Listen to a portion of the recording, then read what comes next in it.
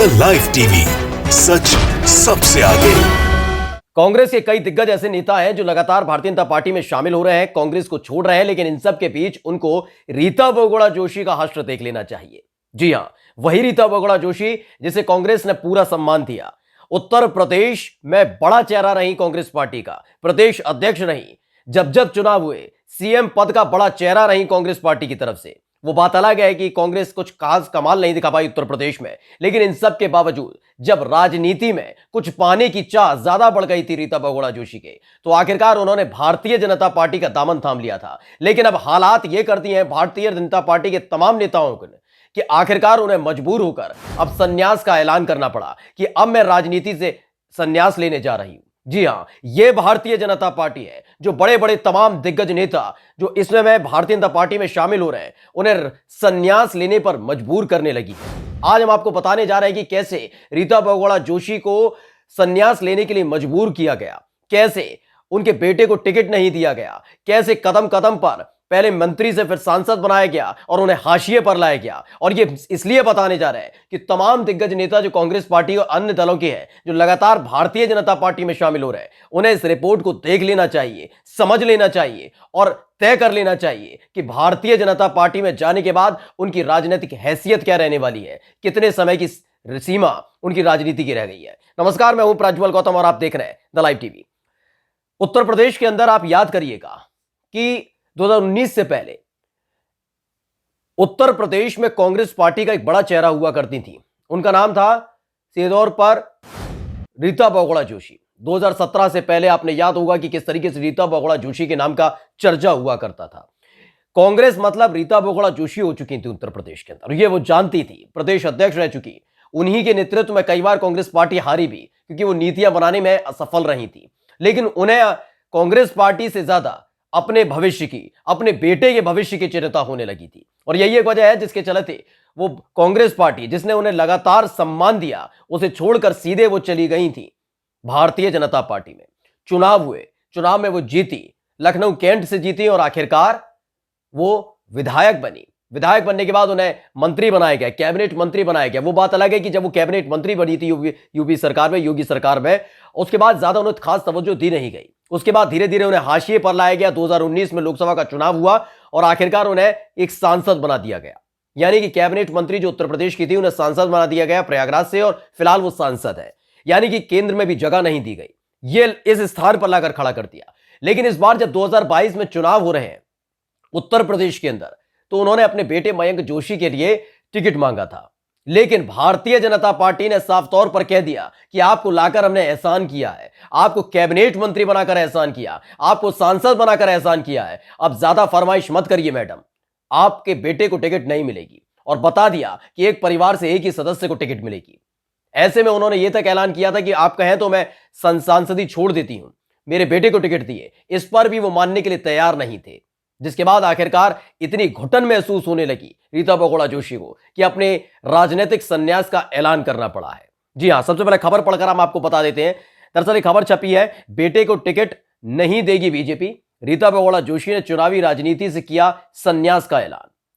Rita Bahuguna Joshi Lucknow cantt विधानसभा seat से लगातार 2 बार 2012 और 2017 में विधायक चुनी गई। 2012 में वो कांग्रेस की टिकट पर विधायक बनी थी और 2017 में भाजपा में आ गई थी और एक बार फिर लखनऊ कैंट से विधायक चुनी गई थी। ये वही है, लगातार ये टिकट मांग रही थी।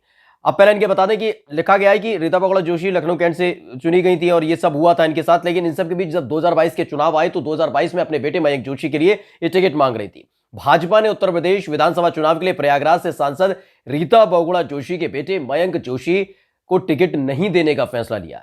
बेटे को विधानसभा चुनाव का टिकट नहीं मिलने के बाद रीता बहुगुणा जोशी ने चुनावी राजनीति से संन्यास लेने का फैसला किया है।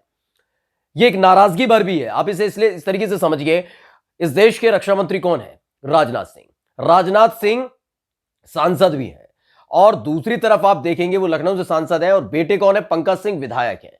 यानी यहां पिता पुत्र को टिकट दी जा रही है। और भी जगह है, कई ऐसी जगह है जब पिता पुत्र को लगातार टिकट दी जा रही है, बेटी और पिता को दी जा रही है, तमाम जगह चल रहा है। लेकिन रीता बहुगुणा जोशी के साथ ऐसा नहीं होने दिया गया, क्योंकि रीता बहुगुणा जोशी की कोई खास जरूरत अब महसूस नहीं की जा रही भारतीय जनता पार्टी में, इसलिए लगातार उन्हें हाशिए पर लाया जा रहा था। जब वो कैबिनेट मंत्री थी भारतीय जनता पार्टी में कांग्रेस को छोड़कर जब भाजपा में आई थी और सोच रही थी कि भाजपा उन्हें हाथों हाथ लेगी, तब उस दौरान रीता बहुगुणा जोशी का केवल इस्तेमाल किया गया और 2017 में चुनाव जीतने के बाद उन्हें कैबिनेट मंत्री बनाया गया और धीरे धीरे उन्हें हाशिए पे लाया गया। 2019 में उन्हें सांसद बना दिया गया और सांसद बनाने के बाद सिर्फ वो सांसद है अब, और ऐसे हालात पैदा कर दिए गए कि उन्हें खुद ही आगे आकर कहना पड़ा कि मैं अब राजनीति से संन्यास लेने जा रही हूं। आप सोचिए, रीता बहुगुणा जोशी, और अगर भारतीय जनता पार्टी के अंदर देखेंगे, चाहे प्रधानमंत्री नरेंद्र मोदी देखिए और भी बड़े बड़े दिग्गज नेता हैं, उनकी उम्र से छोटी हैं, उसके बावजूद भी रीता बहुगुणा जोशी को आगे आकर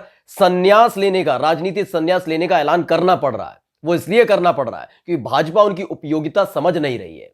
अब उनकी कोई जरूरत भाजपा को नहीं रही है, ना उनके बेटे की कोई जरूरत भारतीय जनता पार्टी को है, और यह बात रीता बहुगुणा जोशी से बेहतर कोई नहीं समझ सकता। लेकिन अब आते हैं जो हमने शुरुआत में बात कही थी। शुरुआत में हमने आपको बताया था कि किस तरीके से कांग्रेस पार्टी के कुछ बड़े बड़े नेता यह सोचकर भारतीय जनता पार्टी ज्वाइन कर रहे हैं कि आने वाले दिनों में उनके सिर पर ताज सजेगा। उनको लगने लगा है कि उन्हें मंत्री पद मिलेगा, उन्हें बड़े बड़े केंद्र में कोई मंत्री पद मिल सकता है। तो अब आपको सिलसिलेवार तरीके से बता दें, कांग्रेस पार्टी यानी राहुल गांधी के 3 बड़े करीबी एक एक कर भारतीय जनता पार्टी में शामिल हुए। सबसे पहले ज्योतिरादित्य सिंधिया, उसके बाद जितिन प्रसाद, और तीसरा नाम अभी हाल ही में आरपीएन सिंह का। और तीनों को ये लगने लगा था कहीं ना कहीं कि हम धीरे धीरे जिस तरीके से अलग हट रहे हैं और भारतीय जनता पार्टी के करीब जा रहे हैं, तो भारतीय जनता पार्टी में हमें सम्मान मिलेगा। भारतीय जनता पार्टी लगातार अच्छा ग्रो कर रही है, लेकिन वो इतना भूल चुके हैं कि आने वाले दिनों में उनका हश्र क्या होने वाला है। और ये जो घटना रीता बहुगुणा जोशी के साथ घटी है, जिस सिलसिलेवार तक सोचिए 2017 से लेकर 2022 आते आते उन्हें इन 5 सालों के अंदर राजनीति से संन्यास लेने का ऐलान करना पड़ा। भारतीय जनता पार्टी को जब उनकी चुनावों में जरूरत थी तो इस्तेमाल किया गया। अब रीता बहुगुणा जोशी का नाम किसी के मुखमंडल पर नहीं आता। आपने सुना होगा, लगातार चुनाव प्रचार चल रहा है भारतीय जनता पार्टी का, लेकिन कहीं रीता बहुगुणा जोशी का नाम नहीं आ रहा। दिनेश शर्मा को प्रोजेक्ट कर दिया गया ब्राह्मण के तौर पर, और जो तमाम नेता हैं, अरविंद शर्मा जो आए हुए हैं खुद, जिन्हें एमएलसी बनाया गया था केंद्र की तरफ से, उन्हें दिखाया जा रहा है कि ब्राह्मण चेहरा है, इनके नाम पर वोट दीजिए। लेकिन रीता बहुगुणा जोशी का दूर दूर तक नाम और निशान नहीं है, ना प्रचार समिति में शामिल करना, ना कहीं उनका इस्तेमाल करना। यानी कि अब वो उनके किसी काम की नहीं रही है।